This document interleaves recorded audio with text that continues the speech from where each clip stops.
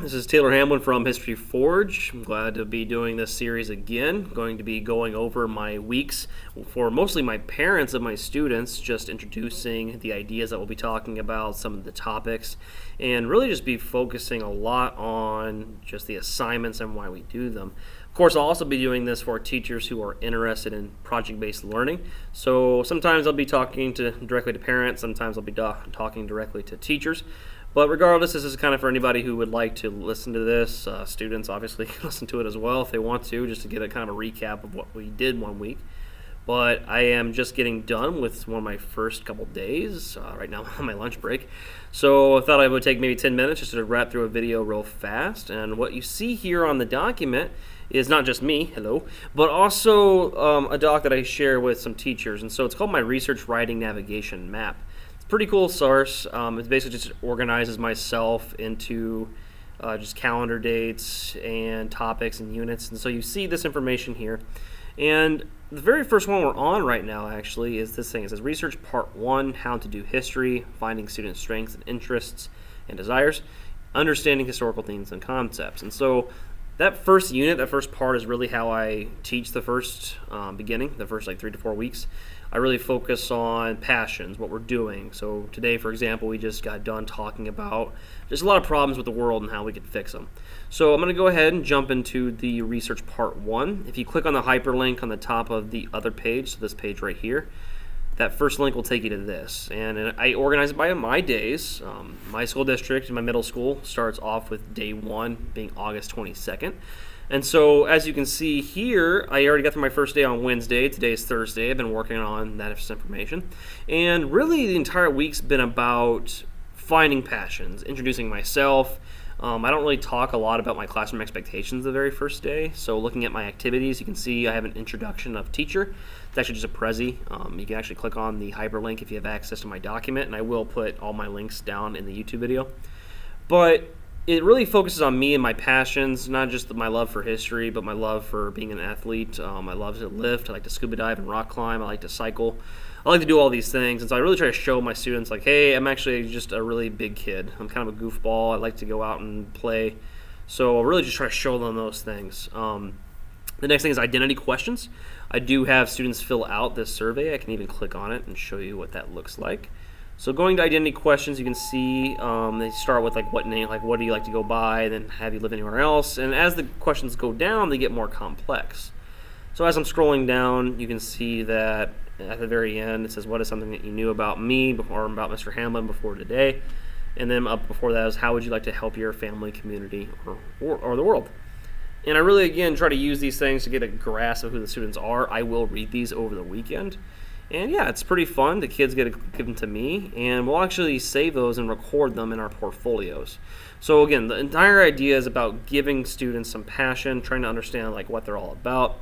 Yeah, and it really is fun. It's a great way to start the year. Like we don't jump right into the curriculum right away. We mostly talk about like what does social studies mean to you, what does history mean to you, and how much more fun can you have with it.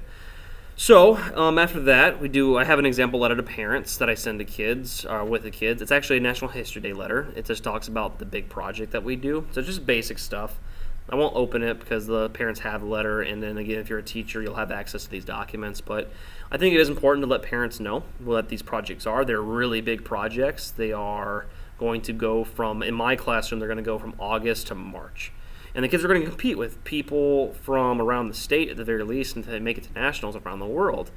And it's a lot. It's such a big, complex thing that they've never done before, and so there is a lot of stress. But we do try to give them as much time in class as possible. I do have entire work days. I do have sometimes, like I even have a work week during one of the time periods around March, February, just so they can get their stuff done. And we really do push the kids to stay on top of a project. I think the projects help students not procrastinate. I think it really shows them that you need to focus on this throughout. Because I grade throughout as well. I don't just grade the project at the very end. I actually will grade the project periodically throughout the weeks. That way it's not just one big bombshell when they're done. So, see, I'm about 5 minutes. I like to keep these. I'm hoping to keep these videos about 10 minutes long, so I'm going to move on. So that's kind of the links for the first day. I also talked about like what History Day events we're going to go through. And then I have some extra links here for icebreakers. If any parent or any teacher wants to use these, even for yourself, feel free. They're pretty fun. Going into Thursday, today we talked about identity. I collected more of those identity sheets. I want to make sure I have them by Friday. I'm pretty sure all students have given them to me already. I just double check. And the students basically give those to me, and I'm going to read them on the weekend. I'm going to try to get to them as many as I can, just to take notes and for my own reflection. So if I'm, at the gym or something on the bike, I might just read a fly bike, but we'll see. And then I talked about growth mindset a little bit. I actually didn't get to this today like I was hoping, so I'm probably actually just going to move that till tomorrow. But the idea is I want to talk to the kids about, like, hey, it's okay to fail. It's okay to not, it's okay to pick yourself up and move on. I want to know that you actually know you can do anything, that you might be bad at something, but you can get better at it. You're not good at it yet. That word yet is so powerful. It is such a thing to give young people that you don't have to be stuck in the circumstance that you're in. You can do anything. Doesn't matter what your family situation is. Doesn't matter what your community situation is. You can do anything that you want to do. So that's that growth mindset idea. We have another teacher on the team that does a great job with it. She does awesome, and I'm going to try to encourage my kids to think about that in my classroom as well. We also talk about the syllabus. The hyperlinks are here. I teach Spanish as well. I won't go into that one, but I'll click on the U.S. history one real fast.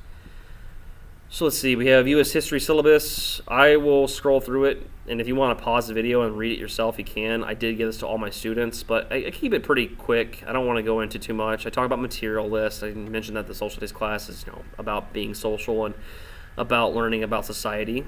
Material list is pretty brief, just computers and pens, really, and maybe a journal. I don't check out classroom books, and so I keep them in here. Classroom procedures, walking into the classroom, technology use. I'm going to scroll down real big. Talk about classwork, class schedule, lecture. Again, just pause this video if you want to read more about each one of these. I'll go ahead and scroll again. And then in the bottom here, I have U.S. history grade distribution. This is how I break down my grades.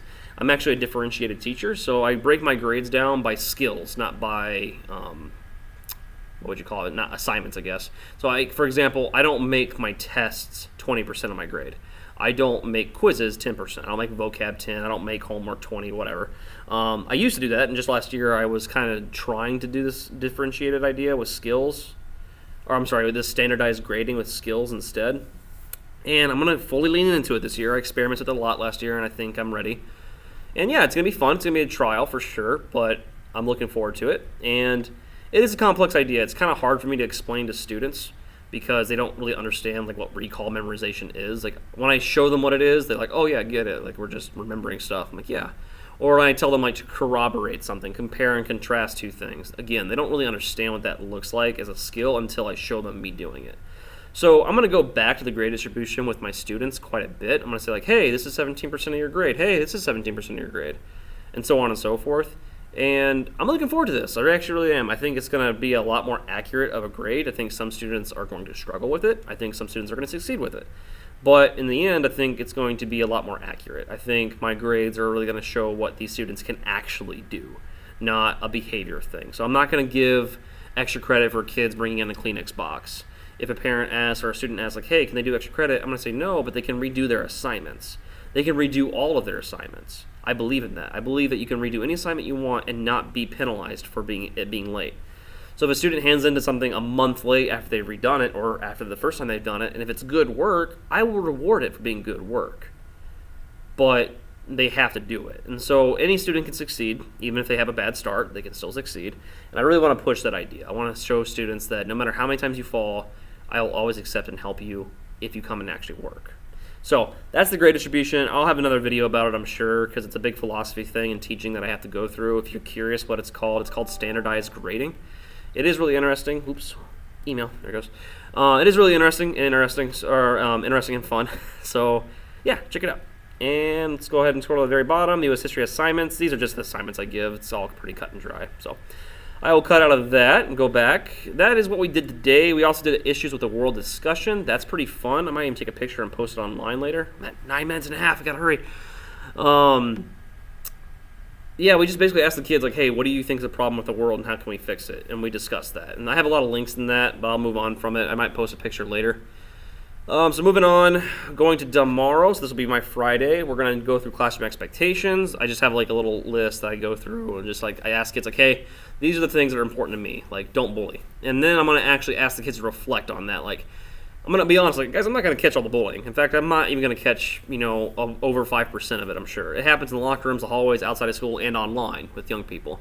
So I'm gonna ask them, what can I do, or what can we do as a class to help stop it? And we're not gonna stop it completely, but what can we do to curb it? And we're gonna reflect on that. We're gonna share with each other. I'm not gonna make kids like public speak a lot in front of one another yet, but I do want them to really reflect on, okay, this is what I can personally do. If I hear somebody say something like, hey, I heard a kid call another kid like, faggot. It's a word that gets tossed around a lot, unfortunately.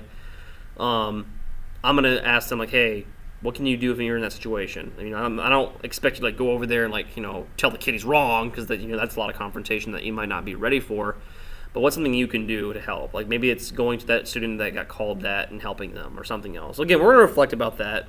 The classroom expectations are on the hyperlinks. Feel free to check that out. We're going to continue with our issues of the world discussion. Today, we mostly focused on writing down what issues are, and then tomorrow we're going to talk more about like what can we do to fix it. Like what could we actually start doing? So we're going to challenge. I'm going to really just try to encourage and show them like this is passionate and power. You all guys can do so much with yourselves. Go do it. Next one, online portfolio building. We're just going to build our portfolio online, pretty cut and dry. It's on there if you ever want to look at it. And then the shelter in place drill, we're going to talk about how to shelter in place. If so, say there's a active killer coming in, we're going to show the students like how they can keep themselves safe and how they can make sure that they stay alive. So we're going to do that as well. I might have to cut something just because it's a lot of stuff, but we'll see. And yeah, that's pretty much the week. And then next week I'll do the same video. I am over 10 minutes, it looks like. So, yeah, I may have to adjust the 10-minute idea, maybe 15 minutes for a 5-day schedule. But feel free to email me if you're a parent. I will love to get to know you. I'll be emailing you very soon. I'll also maybe meet some of you tonight during Parents' Night. If you're a teacher and you're interested about project-based learning or National History Day, again, email me. I am happy to talk to you. I'm happy to help you out. All these links should be available under the YouTube video. So, hope to see you again. Can't wait for a great year. Have a great day. Bye. How do I stop?